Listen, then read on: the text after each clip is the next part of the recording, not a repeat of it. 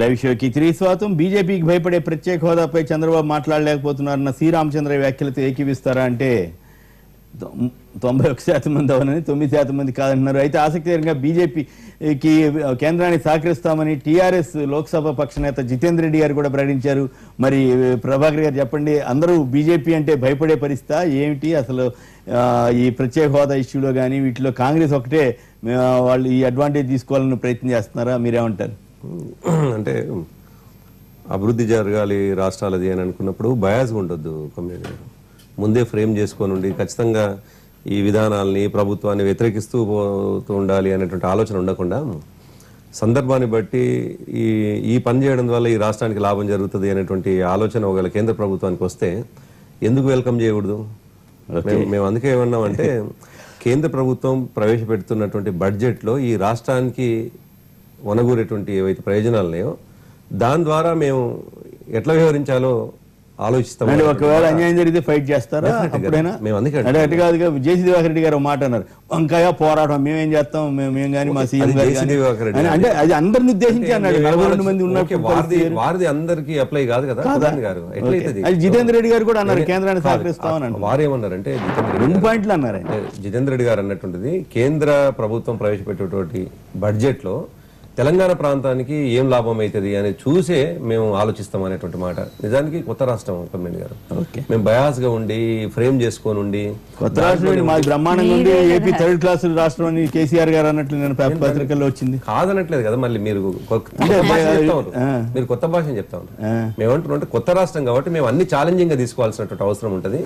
29వ రాష్ట్రాన్ని మొదటి రాష్ట్రంగా తీసుకురావాలి అంటే అన్ని ఖచ్చితంగా బయాస్ గా ఉండి కేంద్రంతో ప్రతిదాన్ని విమర్శించాల్సింది తప్పకుండా విమర్శించాలి.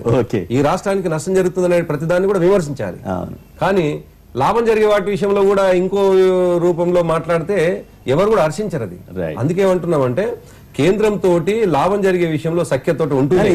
ఇది బాగానే ఉంది కానీ తెలంగాణకి నెంబర్ 1 చేయండి అభ్యంతరం లేదు, కానీ ఏపీ 3rd క్లాస్ స్టేట్ అని ఎందుకు అంటూ ఎందుకు అంత పెద్ద నాయకుడు అట్లా అనొచ్చా? ఎవరన్నారు? కేసీఆర్ గారు అన్నట్లు నేను ఇంగ్లీష్ పత్రికల్లో ప్రముఖంగా ఇక్కడ ప్రెస్ అకాడమీలోనే ఎక్కడో మాట్లాడినట్లు వచ్చింది. అది ఏమంటుందంటే ఆఫ్ ది రికార్డు ఎక్కడన్నా ఏమన్నా చర్చలు జరిగితే వాటిని కూడా పతాక శీర్షిక చేరికి దాన్ని వచ్చింది. ఏమంటారంటే ఆఫ్ ది రికార్డు మన ఇద్దరం ఏదన్నా విషయాలు ఒక రూమ్ లో కూర్చొని మాట్లాడుకుంటాం, ఈ మాట్లాడుకున్న విషయాన్ని కూడా పతాక శీర్షిక చేర్చి దాని వివాదం పెట్టుకుంటే దాని అనవసరమైన చర్చ అయితే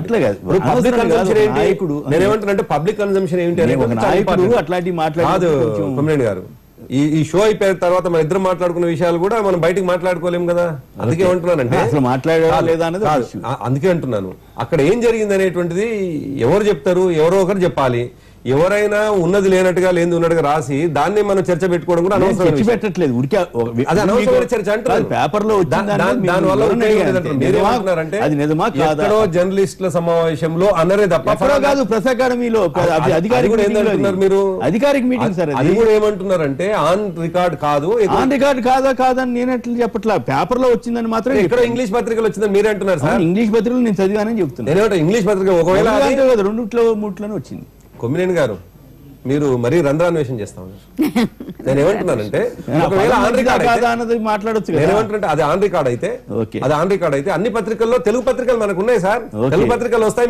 మీ ఛానల్ రిపోర్టర్ ఎప్పుడు చాలా యాక్టివ్ గా ఉంటారు. మీ వాళ్ళు ఎప్పుడు దాన్ని చేస్తారు. నేను నాకు కనపడింది అడిగాను.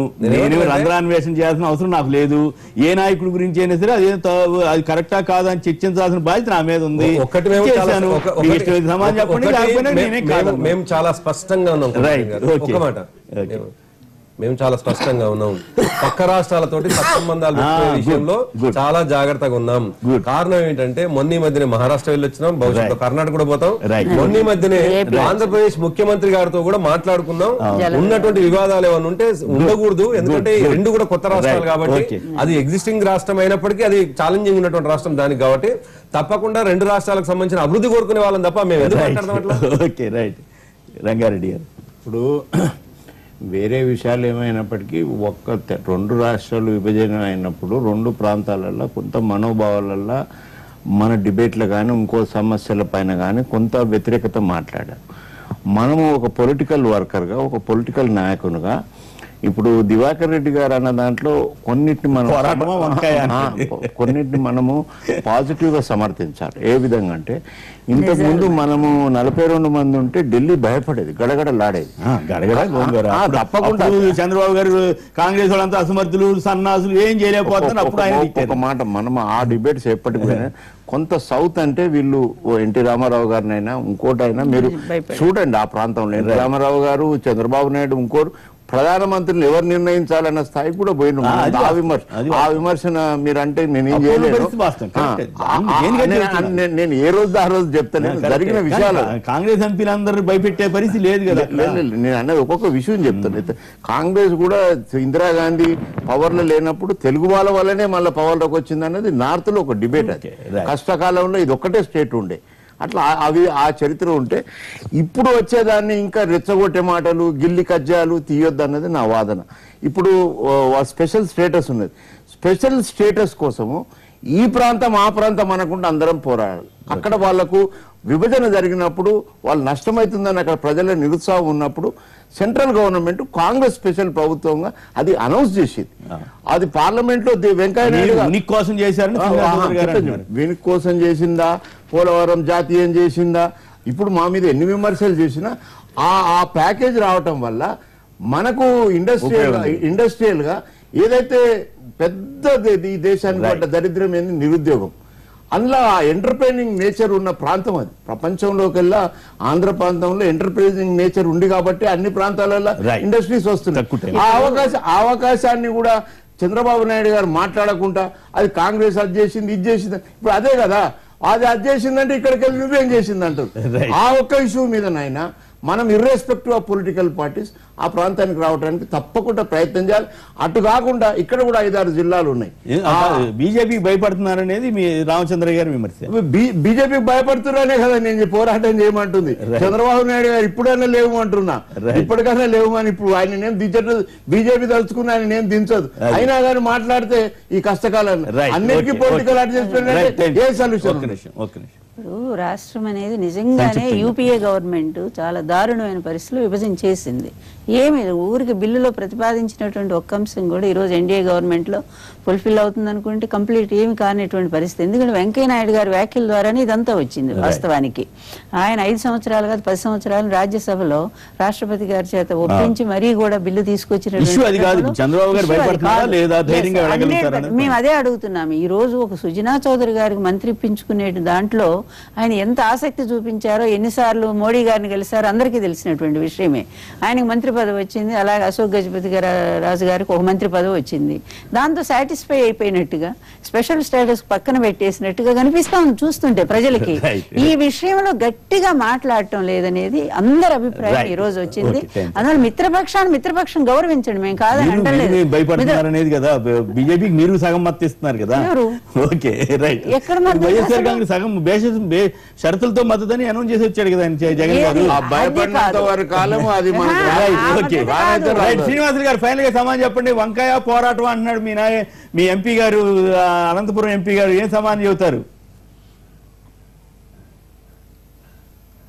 శ్రీనివాసులు గారు, ఈరోజు ఆంధ్రప్రదేశ్ రాష్ట్రానికి విభజన చట్టంలో ఏవైతే మనకు వెసులుబాట్లు కానీ లేకపోతే సౌకర్యాలు కానీ అన్ని కల్పించారో వాటన్నిటినీ తెచ్చుకోవడానికి రాష్ట్ర ప్రభుత్వం చిత్తశుద్ధితో ప్రయత్నం చేస్తా ఉంది.